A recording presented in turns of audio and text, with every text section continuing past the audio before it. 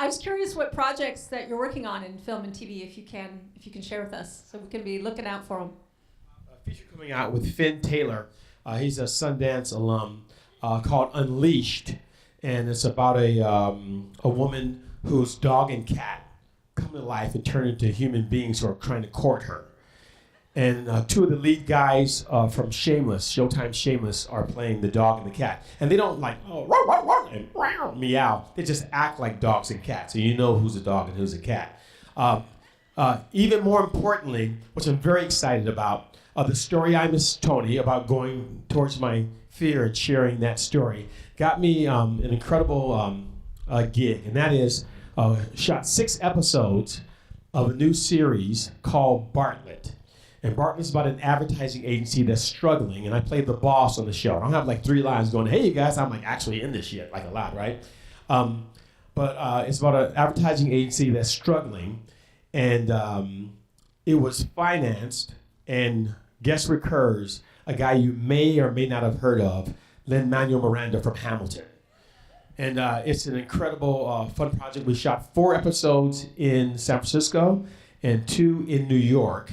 And when he bowed that Saturday on Broadway, his last performance, that Tuesday, he was on the set with us shooting the show Bartlett. And you can look forward through the Netflix Hulu dynamic.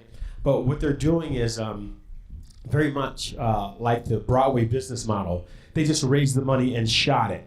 And then they're going to shop it to who wants it. But everybody wants to work with Lin-Manuel, so it'll probably end up somewhere pretty cool. I also have one of my one-man shows is DMV. I don't know if anybody ever saw it. It's called Stereotypo. I play 9 people waiting in line at the DMV. And I switched that around, and basically the people waiting in line, I give them jobs at the DMV. And the same team, I'm developing that as a TV series that I exec produce and writing, yeah. And it's called DMV. I was wondering how you knew that fear was the thing that you had to go beyond in order to like share that story that got you to where you're at. Well, being straightforward, I didn't know that fear was going to do it. But a lot of people had asked me, why wasn't I further along in my career? And I thought the process was you had to be strong. Like you have to be hard and ready for a fight. But it turns out the thing that broke through the door that got me past the fear was being vulnerable. And if you become vulnerable, you're going to get to the magic. But it's very, very hard to get to your way, way vulnerable, if you know what I'm talking about. So I stumbled upon going past fear to get to the magic. Yeah. The first thing that comes to mind is her dancing. That's the first thing I see when I picture her. Is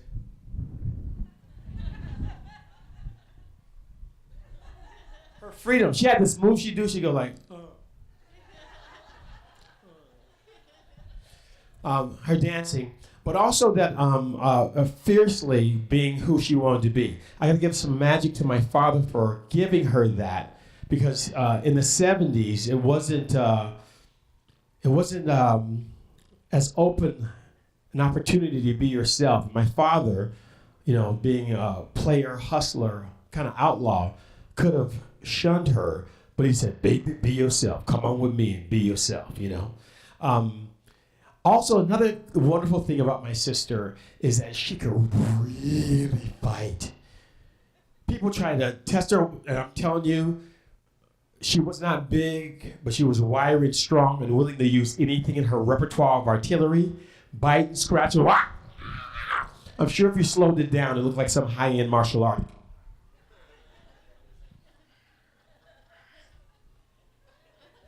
But she protected me. She protected me a lot. I would actually time going down the roller skate at Lake Merritt by when she was going to leave the house, because I knew nobody was going to mess with me when I was with her. Everybody knew she'd take you out the game. So those are some of the magical things that lift and remind me. And it's always a sign to be your goddamn self. That's what she kind of shines on me, So Don, you're such an amazing artist. Talk a little bit about your experience in school here in Oakland and what art experience you had in school and what that did for you. I grew up in in East Oakland, and I went to Melrose and Jefferson and Hamilton, and I was in my music class in Hamilton, junior high school, and we didn't have any instruments in the class. The school,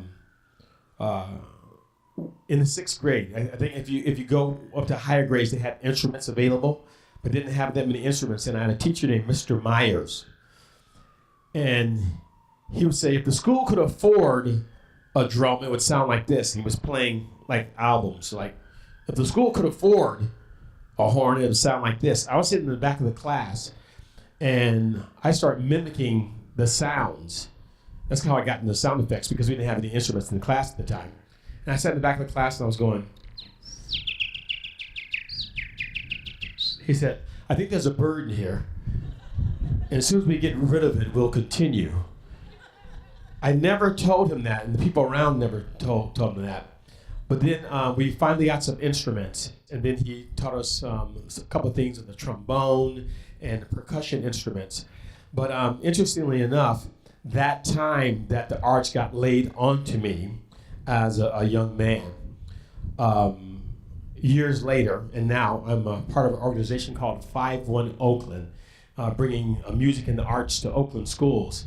And we visited some Oakland schools and found that some of them don't even have as much access to instruments than they had back then, 30 years ago, which is an absolute shame. So we're going into Oakland schools, we're helping to bring instruments and bring specific instructors to the schools of Oakland. So I think that's what impacted me to join them, is because the arts was such an important impact to me as a young man. My music classes, drama classes at Fremont High School. It was called Portable High then, because the school wasn't finished being built, and we were in our portables doing Porgy and Bess and Shakespeare and stuff. But yeah. You made a comment about keeping how people try to tell you to do something like out of your way. What are some techniques for doing that? Because I think we all are subject to messages from our past, from our present, from the world. So do you have any tips for doing that, for just sort of shutting that out and just moving to your beyond? Well, it's been said a million times probably, and some people kind of make it difficult, but if you just do it and don't busy it with a lot of work, is to trust your instinct. There's an instinct that hits you almost all the time, right away, and then you call Linda, what do you think I should do about this? Ricky, what do you think? And now you called 19 people and have watered down how you really feel. So just lock into the instinct. It's there. It's not something that you have to go read and figure out. It's already there. Just listen to it and do that, and it'll help you immediately on the blocking. Heisman. So I have a question about, you had humble beginnings, and you're doing great in your career right now. So if there's one thing, we all try different things and we make mistakes and we learn from that, right? So if there's one thing that you think you could have done differently to fast track to where you are right now, what would that be? It breaks down to actually going beyond what you think people will like and being yourself. I made a really good living being funny but not being real. Like I did a lot of impersonations I would do impersonations of like E.T. the Extraterrestrial and Sammy Davis Jr. and all kinds of stuff, but no stories, none of this stuff, nothing about my real life was in my comedy. And I saw a lot of people shoot right past me. I was in the same stages, the same nights as Jamie Foxx and Martin Lawrence and the Wayne brothers and all those guys. But they were talking about, so the other day my father walked in, but I was talking about, hey, imagine a guy running down the street, some like fantasy stuff. So I would say, get to your story. Get to what you have to say sooner, because that's what's not out there. That's what people haven't accessed yet, is your story. And if I had done that years ago, I think it'd be a lot further. I got all my success all my recent success, all the success that meant anything, as well as real commercial success from telling my real story. And if I'd done that earlier, and I didn't start doing that until 2006 and running off Broadway in New York. And then I was still not getting to the scary part. And then I went to the scary part too, and the rest of it took off from there. Just wondering if you could talk a little bit about finding the right people to work with and finding the right way to collaborate, especially once you've broken through and are presenting your real self. It seems so much more dangerous to work with just anybody. So how do you know when you found the right collaborator? I think the best way to find the right collaborators. What business are you in specifically? Aspiring podcaster. Okay.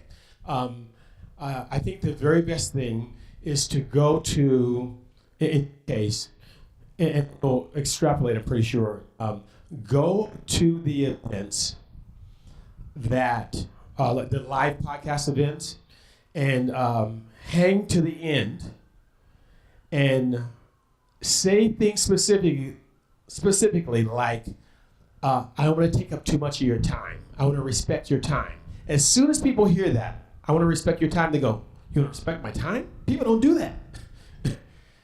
So go to like Snap Judgment events, go to many of the podcast events that happen around the Bay Area, and wait till the end.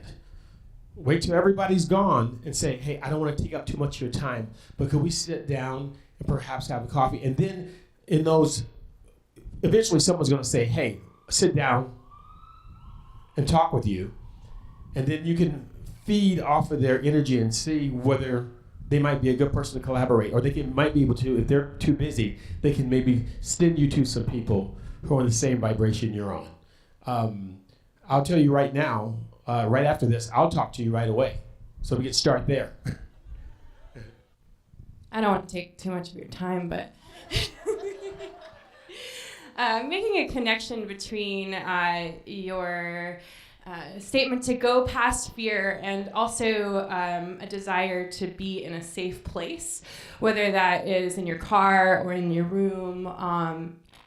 And I'm wondering, when you talk about centering on your instinct and following that instinct, a lot of times the clutter of living or of your mind is what keeps you from getting there. And maybe there's something to those places being a place that you can access that instinct. But my question is, do you have any practices? You mentioned meditation earlier, but do you have any practices that help you cut through that clutter to that instinct? The meditation and the silence help a lot. But one thing I found, and it's going to seem very simple, but a lot of people don't do it, is you actually do your to-do list. You write it out, and you cross up a couple things. I feel pretty good. I crossed off a couple of things. That's good. No, do the whole damn thing, and do it each day. And if you actually see that in front of your face, another thing I do is I have a cork board and index card. You hear about this stuff, people, I'm a beautiful person, life is good to me, and all that kind of shit. Anyway, but if you put on a cork board an index cards with bold marker exactly your prioritize what you're after, and it's right there. It's great if it's in your phone. Right? It's great if it's in your laptop, but if it's actually on the fucking wall, you can't miss it. And if you've clearly prioritized what you're after, those are the three. So the clutter comes in from the side. What does it matter? I'm doing this right here. That helps me a lot. And if I actually do my to-do list, a lot of people don't. They write it. Some people don't even write it down. They say, I'm going to do one, and they do it, write it down, and actually do it. Cool. Thank you, Don. And definitely check him out. His show, East 14th, is showing at the Berkeley Marsh Theater from today till June 4th. So grab tickets at themarsh.org. Thank you all for coming here, and see you next month.